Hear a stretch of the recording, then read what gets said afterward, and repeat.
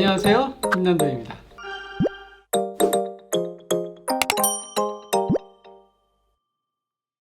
지금 유통에 대해서 쭉 이야기하고 있는데요.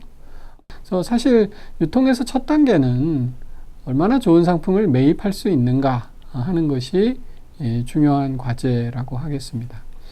2015년에 마켓컬리가 처음 문을 열었을 때 17개 상품으로 시작했다 하는 말씀 드린 적이 있는데요.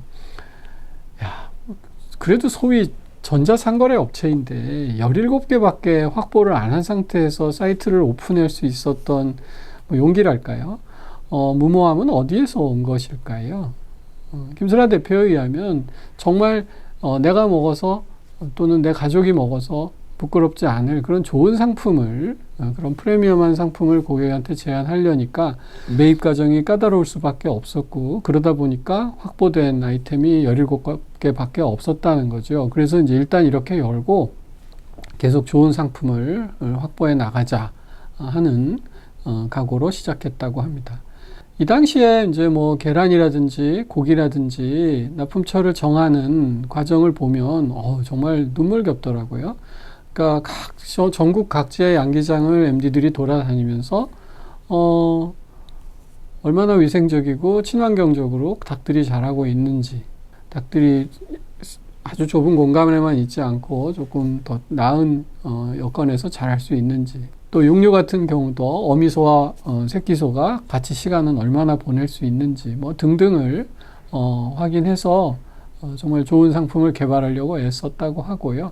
역으로 이미 소비자들에게 굉장히 인정받고 있는 브랜드나 생산자가 있으면 찾아가서 뭐 정말 청소까지 해드리면서 납품을 권유하고, 또 대체로 생산자들이 식당 같은 곳에서 뭐 갈비탕을 이제 마켓컬리에서 팔려면 별도의 허가가 필요합니다. 근데 이제 식당에서 뭐 그거 하자고 내가 허가까지 다시 내야 되느냐, 이제 이렇게 소극적인 경우가 있으면 대신 허가도 도와드리고 하는 식으로 굉장히 적극적으로 이제 좋은 상품을 매입하려고 애를 많이 썼다는 거죠.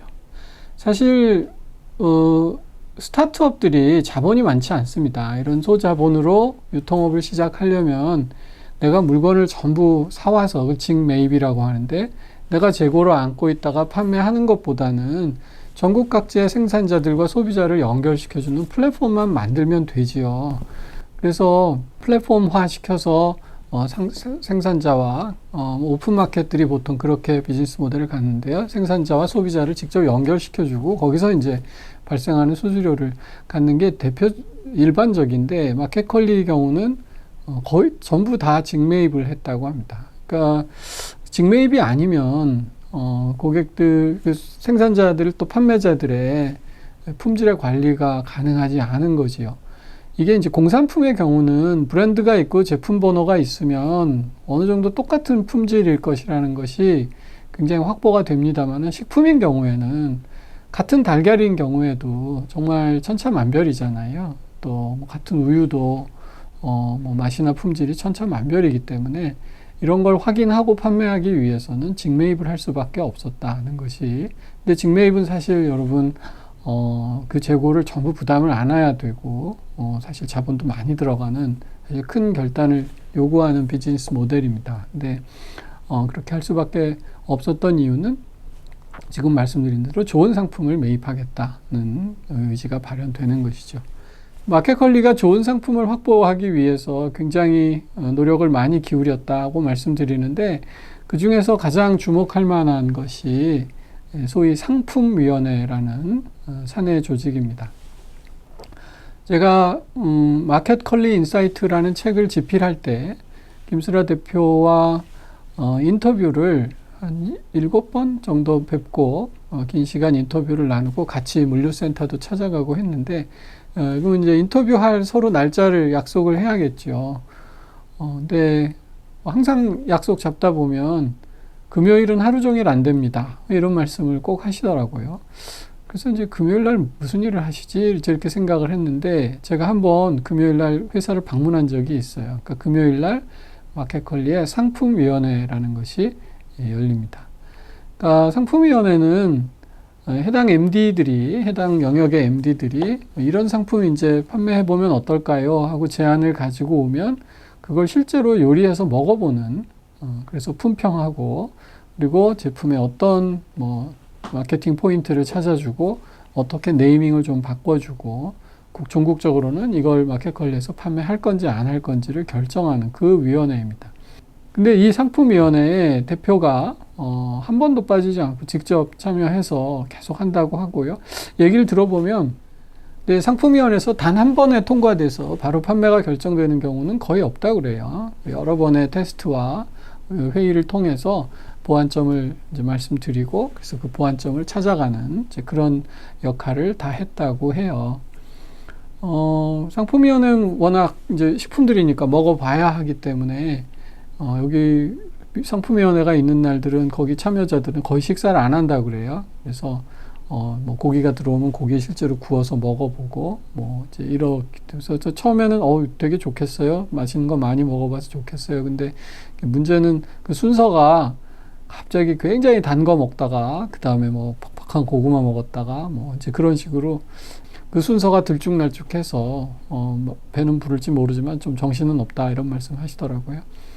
재밌는 얘기가 그 반려동물 사료가 이제 입점할 때의 얘기인데 뭐 동물들이 좋아해요, 맛있어요. 근데 이런데 우리 고양이나 강아지들이 얘기를 못 하니까 이게 진짜 맛있는지 몸에 좋은지 알 수 없잖아요. 그래서 상품위원회 사람들이 그걸 다 먹어봤답니다.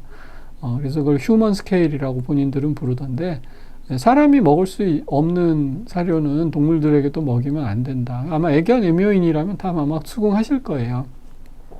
그래서 사료도 직접 먹어보고 했다는 말씀이 있습니다. 그리고 이제 책이 끝날 때쯤에 다시 또 이제 뭐 뒤풀이 식사를 출판사 담당자들하고 함께 합시다. 이제 이렇게 해서 날짜를 잡는데 목요일과 금요일이 안 됩니다. 그렇게 연락이 오시더라고요.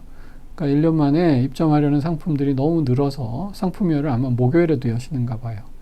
네, 상품위원회가 사실 대표가 그 바쁜 와중에도 직접 참가해서 모든 상품을 다 테스트해보고 먹어보고 그냥 먹어봐서 야 이거 맛있으니 팔자에 끝나는 건 아니랍니다. 예를 들면 이거 컨셉을 뭐 안주로 잡을 것이냐, 또 사진을 찍을 때는 어떤 조도로 찍을 것이냐, 또는 광고 카피는 어떻게 붙여주는 게 좋을까, 또 이름도 조금 바꿔서 좀 더 친근하게 이름을 주는 게 낫지 않을까 이제 하는 식으로 계속 상품을 개선할 수 있는 제안을 준다는 거죠. 그래서 좋은 상품을 매입하려는 노력이 사실은 유통업의 처음이다. 우리 컴퓨터에 기고라는 게 있습니다. 가비지 인, 가비지 아웃이라는 건데요. 쓰레기가 들어가면 쓰레기가 나올 수밖에 없다 하는 것이죠. 그러니까 유통도 마찬가지인 것 같아요. 정말 좋은 상품이 들어오지 않으면 좋은 상품을 판매할 수 없는 것이죠. 그러니까 정말 편집증적으로 좋은 상품을 찾겠다는 노력이 유통업에서는 뭐 이건 예전 트렌드나 지금 트렌드나 마찬가지인 것 같습니다. 그래서 요새 이제 대형마트의 위기라고 보통 많이 하는데 그 중에도 굉장히 선방하는 대형마트들을 보면 소비자들이 인식하고 있어요. 거기서만 살 수 있는 좋은 제품이 있다. 그 인식이 확고한 한 그 점은 흔들리지 않는 것 같습니다. 그래서 우리가 편집증적으로 좋은 상품을 매입하는 것이 유통업의 출발이자 종착역이다 라는 말씀 드릴 수 있겠습니다.